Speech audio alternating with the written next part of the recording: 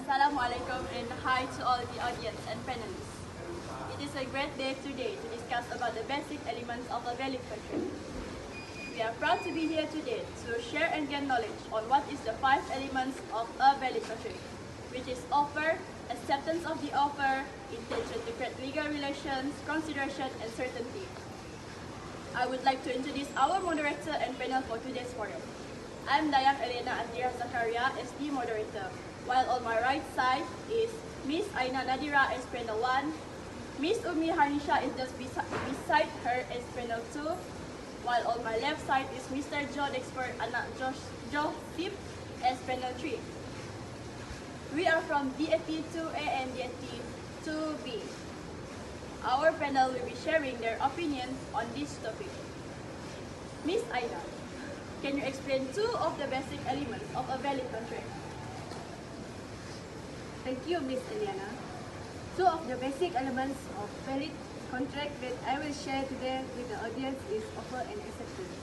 According to Section 2A of the Contract Act 1950, provides that when one person signifies to another his willingness to do or to abstain from doing anything with a view to obtaining the assent of that other to the act or abstinence, he is said to make a proposal.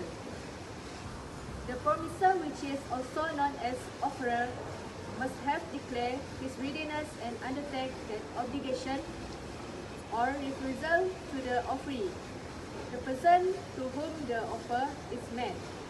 In the federal count case of Harniesha, Senaran Berhad versus Yap Yuen Hui 1984, MLJ 169, where there was a lack of offer and acceptance. The purported hire purchase agreement was declared void from the beginning.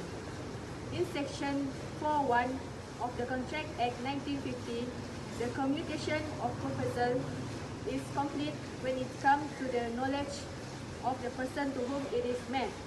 In Section 3 of the Contract Act 1950, the communication of an offer is deemed to have been made by any act or omission of the party proposing, by which he intends to communicate the proposal or which has the effect of such communication.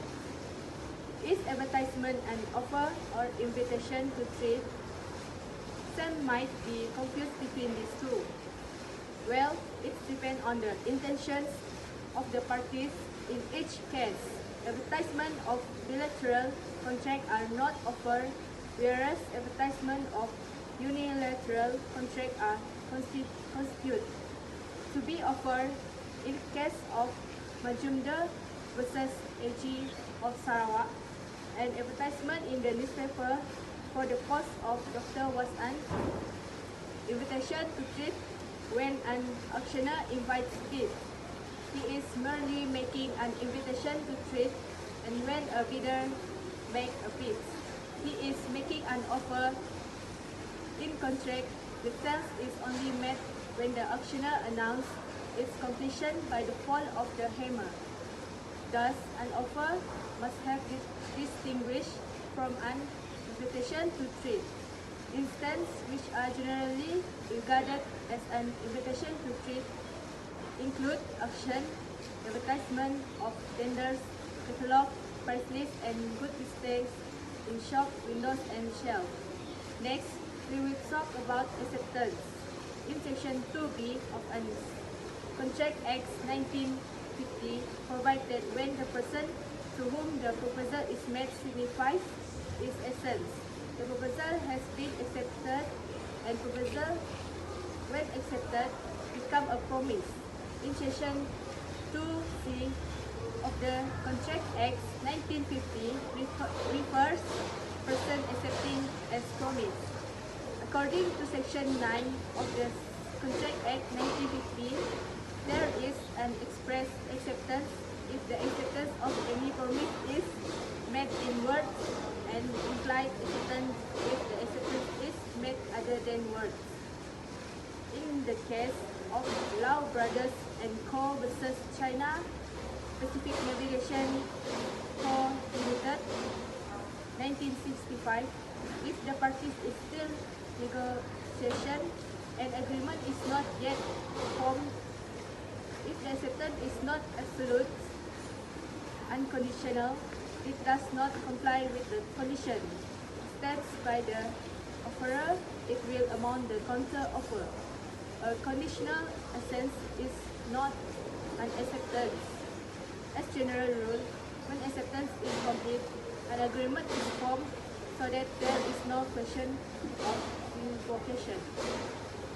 Thank you, Miss Aina. That was a really great knowledge about offer and acceptance. How about you, Miss Umi? Is there any other elements of a valid contract that you want to share with us today? Thank you, Mr. Moderator. I would like to share about consideration and intention to create legal relations, as this is the basic elements of a valid contract that the audience should know. In Section 26 of the Contract Act 1950 provides that, as a general rule, all agreement without consideration is void. Consideration needs to be adequate. About natural love and affection, NLAA, English law did not recognize about it as a valid consideration. Contract Act 1950 in Malaysia recognized NLAA as valid consideration if certain prerequisites are compiled with requirements under Section 26A of the Contract Act 1950. It must be expressed in writing, it must be registered if applicable, and the parties stand in a near relation to each other. Next, intention to create legal relations.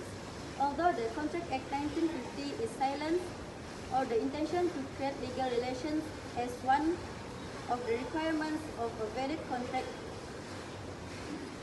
circumstances and conduct of parties may also indicate a lack of such intention. For example, in case of Yap and Tong and Ahor versus Faber Union Limited, 1974, 2 MLJ 114.